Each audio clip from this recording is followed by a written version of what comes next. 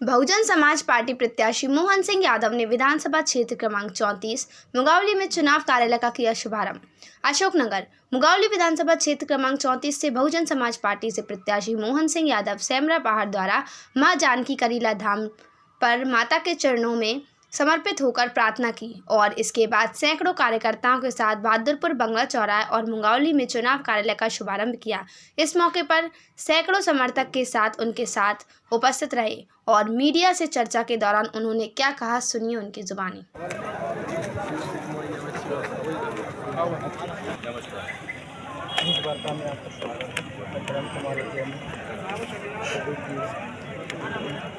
Sir, आज जो मुंगावली में आप बहुजन समाज पार्टी के उम्मीदवार प्रत्याशी हैं, तो आप यहाँ की जनता को, मुंगावली क्षेत्र को आप क्या संदेश देना चाहेंगे? जी, सबसे पहले तो मैं वरिष्ठ बहन कुमारी मायावती जी को और वरिष्ठ नेतृत्व को धन्यवाद देना चाहता हूँ जो एक जिम्मेदारी दी है और मेरे बहुजन समाज पार्टी के समस्त कार्यकर्ताओं को मैं धन्यवाद देता हूँ कि मुझे योग समझा कि मुझे इतना बड़ी जिम्मेदारी दी गई है। अभी क्षेत्र में आप किन किन मुद्दों को लेकर जनता के बीच जाएंगे? शिक्षा, स्वास्थ्य, सड़क, बेरोजगारी, चारों मुद्दे हैं। और हमारी मुंगावली विधानसभा में तो आप देख ही रहे हैं, स्मार्ट सिटी, सड़कों की हालत, स्वास्थ्य की हालत, शिक्षा की हालत, बेरोजगारों की हालत, किसान की हालत। किसान दर दर भटक रहा है, बिना पैसों के कोई काम नहीं हो रहा, तहसील से लेकर। इन्हीं मुद्दों के साथ किसानों के काम हो, बेरोजगारों को रोजगार मिले, शिक्षा, स्वास्थ्य, सड़कें, पानी, लाइट। किसानों को लाइट नहीं मिल रही समय पे, बिल अनाप शनाप बिल आ रहे हैं। इस ओर हम सभी चीज़ पर ध्यान देंगे। शिक्षा, स्वास्थ्य, सड़क पे, बिजली। इसमें छवि हुई और मेरे पति घर में नहीं की गई कांग्रेस पार्टी द्वारा, इसलिए मुझे कांग्रेस पार्टी की।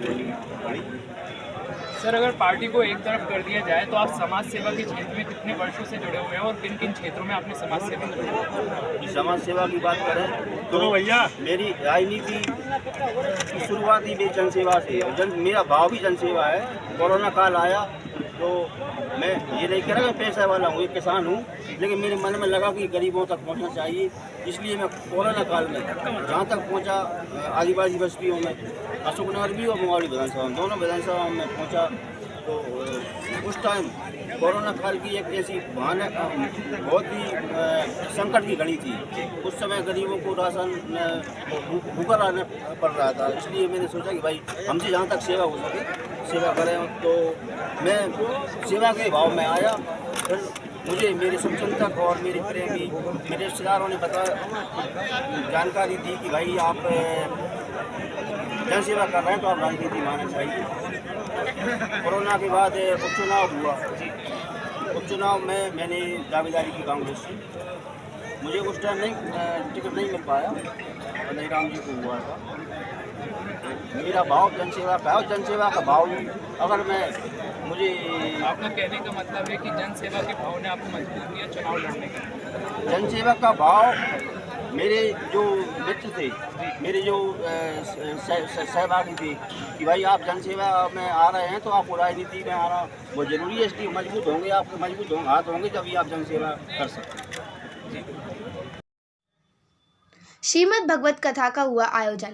माधोपुर चक कोक सिंह यादव जी के द्वारा श्रीमद् भागवत कथा का आयोजन 17 अक्टूबर को भव्य कलश यात्रा के साथ शुभारंभ किया और 23 अक्टूबर को समापन हुआ, जिसमें सभी धर्म प्रेमी बंधुओं ने उपस्थित होकर कथा को श्रवण किया। कथावाचक गोरावाले महाराज के मुखारविंद से कथा का वाचन किया गया, जिसमें श्रीमद् भागवत कथा का ज्ञान पाठ कराना और श्रवण करने से क्या लाभ होता है और इसके कराने से क्या फल प्राप्त होता है, आइए सुनते हैं महाराज जी ने इस संबंध में क्या कहा, उनकी जुबानी।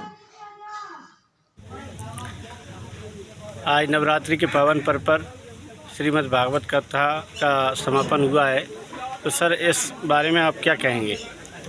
जो आज 7 दिन की कथा पूरी हो गई है और आज सभी महाराज जी की भी विदा की जा रही है और ये सभी लोग यहाँ उपस्थित हुए हैं, तो अपने क्षेत्रवासियों को क्या कहना चाहेंगे?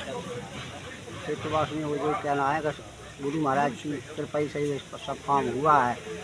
उनकी देर है कि जो सब आप लोग सब यहाँ पधारे हैं और उनको सब पुण्य है कि जो सब आशीन कृपा से काम हुआ है। यशवंत मिश्रा जी महाराज जी से गोरा वाले, इनके मुखारबिंद से कथा का जो श्रवण किया जाता है लोगों के, वो बहुत ही आनंदित होता है। और सबसे व्यस्त इस समय महाराज हैं, जो 1.5 साल तक इनकी बुकिंग है और बड़ी मुश्किल से आज हमें दर्शन हो पाए हैं।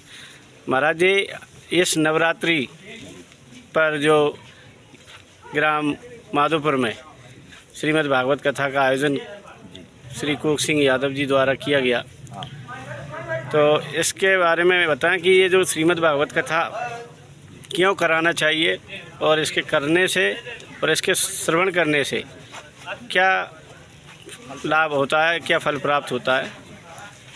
आप सभी को पहले तो पुनीत वार्ता न्यूज़ को बहुत बहुत धन्यवाद और आप सभी को जय श्री राधे। आपके जितने भी दर्शक हैं सभी को श्री माता जी की कृपा पर असीम सभी पर बनी रहे।